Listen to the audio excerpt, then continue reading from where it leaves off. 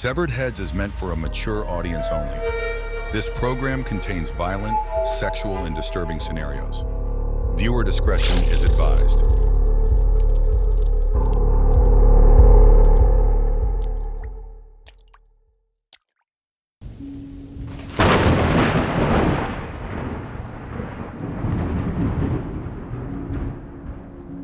Welcome to Severed Heads, written and created by William Goodman.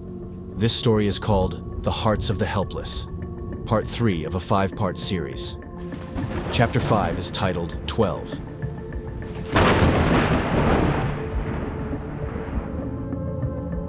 I haven't had a drink in 12 long years, a year for every step I took.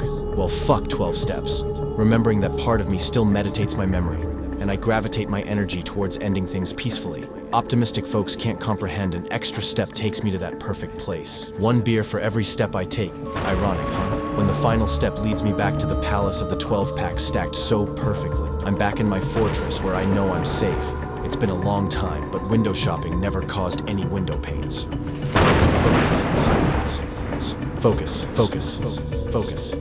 I pick up a bottle of Tito's and remember the days.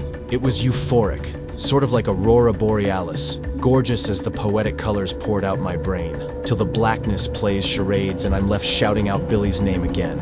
Rinse and repeat till the tremors make me drop. I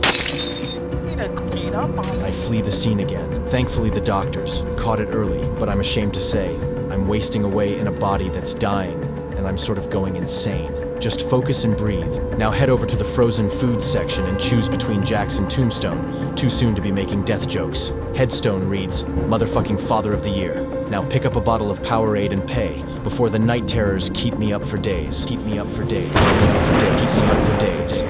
Just focus, Just focus, please. I feel like I'm a zombie in a comedy, a Shaun of the Dead sort of mockery. Add in some elements of a documentary and call me a pessimistic realist who completely understands the audience is laughing at the irony. And god damn it, there's that feeling again. It's hard to explain. I'm mixed with fire and gasoline with a fuse that was lit a quarter mile away. My heart is racing, hands are shaking, fingertips are numb, and my Xanax has been empty for a couple of days. I begin to further panic, unrationalized in horror, more sweat beads down my brow, and I'm begging the Lord. But for what? What have you done?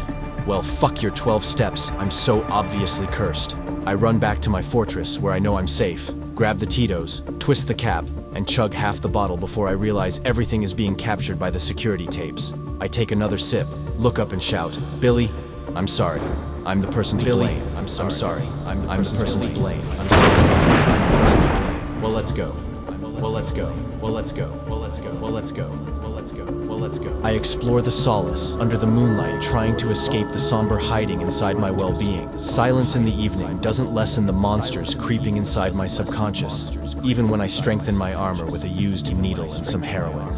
I'm a hero to those people who are too scared to see that sitting in darkness doesn't yield those superhuman abilities that people like me achieve by openly taking on the opium and injecting into your veins. So don't you ever call me a Debbie Downer. I delve into my supply and immediately feel calmer. I feel sorry for those heartaches who think they rather enjoy speeding up their hearts and tearing it apart with some ecstasy or methamphetamine. Take a hit and ride the clouds.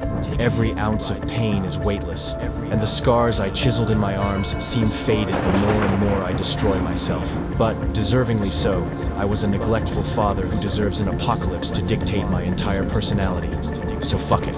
Let's experience the color spectrum through a whole different odyssey. Just a couple of more. I swear. Just a couple of more. I swear. I'm on a trip, and I'm not sure it's a pleasant one. To skip the present and forget the past, one must stick their head through a black hole and attempt to pull it back. But I can't, and I can't, and I can't. My mind splits in half as I battle the fact that I was once a dad, who'd rather neglect his son and pretend you're allowed to be selfish, because the world is yours and you only have one chance. So enjoy, but I can't, and I can't, and I won't. Billy, I let you run wild like a lion on the loose. and you got yourself caught in situations you couldn't break through. I'm going to hide behind the sun and cast a shadow on my soul.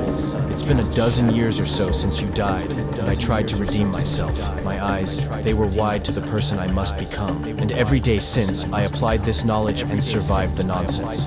It's a pity, but in hindsight, I'm a better person for losing you. Because in those 12 years, your death still lingers in those dark skies.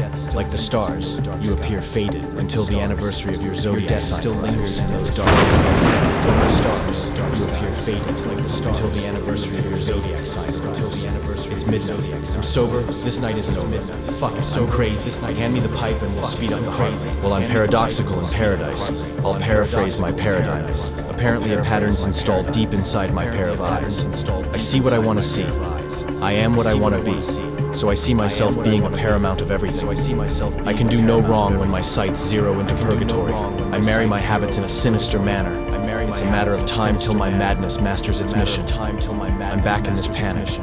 A man attached to his sadness. A glimmer of sunshine.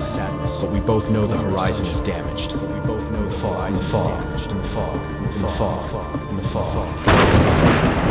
So does anybody know what it feels like to die? I'm inside of this flesh with a soul so perplexed. I say goodbye to those feelings I harvest under my breath, because the storm in my head is foreshadowing death. Thank you for listening to Severed Heads. The next chapter is titled Caged.